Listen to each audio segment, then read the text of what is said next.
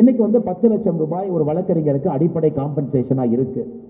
அது ஒரு வழக்கறிஞர் கேட்குறாங்க, ஒரு சங்கம் இல்லை, அது 25 லட்சமா அதிகப்படுத்தணும், அது ஒரு ஆப்ஷன். அல்லது எதற்கு மாநில அரசு இந்த முடிவு எடுக்கணும், அதற்கு ஒரு வழக்கறிஞர் கமிட்டி ஒன்று போட்டு அந்த கமிட்டியே கேஸ் பை கேஸாக ஸ்டடி பண்ணு. ஒருத்தவங்க ரொம்ப போரா இருப்பாங்க, 20 வயசுல இறந்துருப்பாங்க, 25 வயசுல இறங்கியிருப்பாங்க, அவங்களுடைய ஒர்க்கிங் ஏஜ் நான் இன்னும் 35 வருஷம் இருக்கும், அவங்களுக்கு காம்பன்சேஷன் அதிகமாக போக வேண்டியிருக்கும்.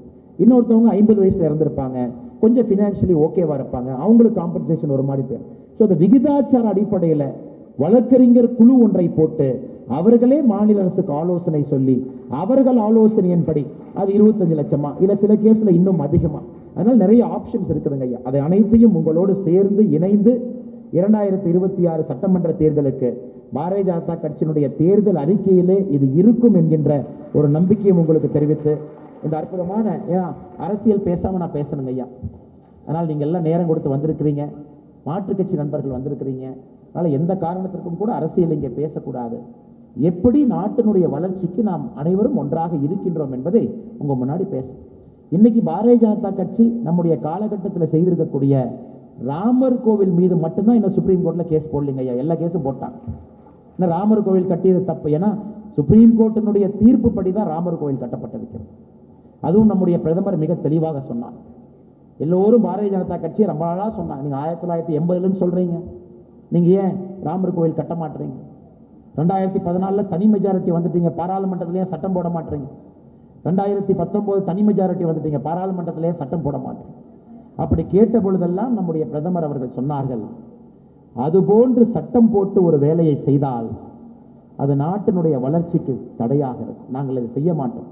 தனி பெரும்பான்மை இருந்தாலும் உச்ச நீதிமன்றத்தில் இருக்கக்கூடிய வழக்குகள் முடியும் வரை பொறுமையாக காத்திருந்து அனைவரையும் ஒருங்கிணைத்து ஒன்றாக நம்மோடு அழைத்து சென்றுதான் ராமர் கோவிலை கட்டுவோம் என்று சொன்னார்கள். அதன் பிறகு உச்ச நீதிமன்றத்தினுடைய தீர்ப்புக்கு பிறகு அந்த தீர்ப்புக்கு முழுமையாக கட்டுப்பட்டு உச்ச நீதிமன்றம் சொல்லியபடி இன்னைக்கு ராமர் கோவிலை கட்டி இன்னைக்கு ராமர் கோவிலுடைய பிராண பிரதிஷ்டை நிகழ்வு நடத்தி நம்முடைய சகோதர சகோதரிகள் செல்ல ஆரம்பித்திருக்கின்றார்கள். இது எவ்வளவு பெரிய நிகழ்வு நாங்க ஐயா. சவுதி அரேபியால மெக்கால ஒரு ஆண்டுக்கு நம்முடைய இஸ்லாமிய சகோதர சகோதரிகள் 2 கோடி பேர் போறாங்க. அவர்களால் சவுதி அரேபியாவுக்கு வரக்கூடிய வருமானம் $12 பில்லியன் ஐயா, $12 பில்லியன். வேட்டிகன் கிறிஸ்தவ சகோதர சகோதரிகள் வேட்டிகனுக்கு போறாங்க, ஒரு வருஷத்துக்கு 80 லட்சம் பேர் போறாங்க. அதன் மூலமாக வேட்டிகனுக்கு வரக்கூடிய வருமானம் $315 மில்லியன். போன ஆண்டு திருப்பதிக்கு 2.2 கோடி சொந்தங்கள் சென்றார்கள். அதன் மூலமாக திருப்பதிக்கு வந்த வருமானம் 1200 கோடி. இந்த 3 தாங்க ஐயா இன்னைக்கு உலகத்தில் அந்தந்த மதத்திற்கு ஒரு முன்னோடியான கோவில், அதிக மக்கள் ஃபுட்ஃபால் இருக்கக்கூடிய கோவில். சவுதி அரேபியா 2 கோடி, திருப்பதி 2.2 கோடி, நம்முடைய வேட்டிகன் 80 லட்சம்.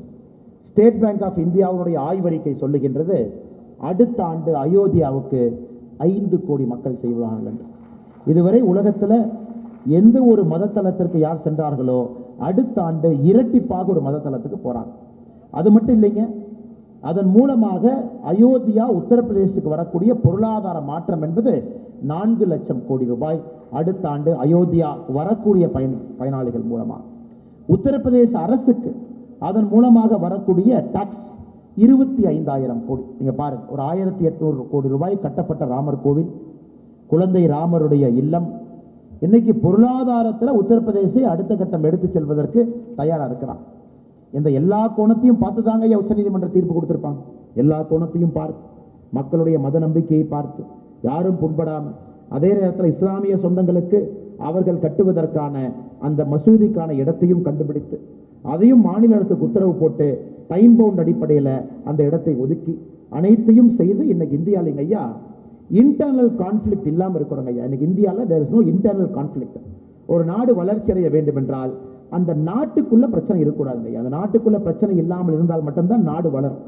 வடகிழக்கில் பிரச்சனை, இன்னைக்கு கடைசி வடகிழக்கினுடைய உல்ஃபா புரோடாக் ஃபேக்ஷன் சமீபத்தில் டெல்லியில் நம்முடைய அமித்ஷாஜி முன்னிலையில் தன்னுடைய ஆயுதங்களை கீழே இறக்குவதாக புரோடாக் ஃபேக்ஷன் உல்ஃபா சொல்லிட்டாங்க. நாகாலாந்தில் NSCN national socialist council of Nagaland அவர்களும் பேச்சுவார்த்தைக்கு வந்திருக்கிறாங்க. நக்சலிசம் என்பது கிட்டத்தட்ட சுருங்கி, முதல்ல பார்த்தீங்கன்னா காட்மண்டு டு திருப்பதி காரிடார்பாங்க, இன்னைக்கு கொஞ்சோண்டு இடத்துல நக்சலிசம் இருக்கு. இந்தியாவிற்குள்ள முதலாக அமைதியை பார்க்கின்றோம்.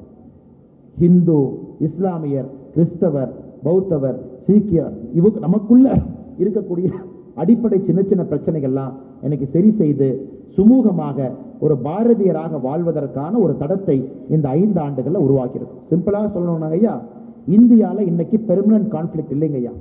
Ayodhya was a permanent conflict. 1880 ஆரம்பிச்சு சுதந்திரத்தப்ப பிளேசஸ் ஆஃப் ஒர்க்ஷிப் ஆக்ட் கொண்டு வந்து அதை ரெஸ்ட்ரிக்ட் பண்ணி, அதன் பிறகும் அயோத்தியா பார்த்தீங்கன்னா இத்தனை ஆண்டு காலமாக ஒரு ஒரு ஒரு ஊண்டு போல இருந்துச்சுங்க ஐயா, ஒரு இன்ஃபெஸ்டட் ஊண்டு போல.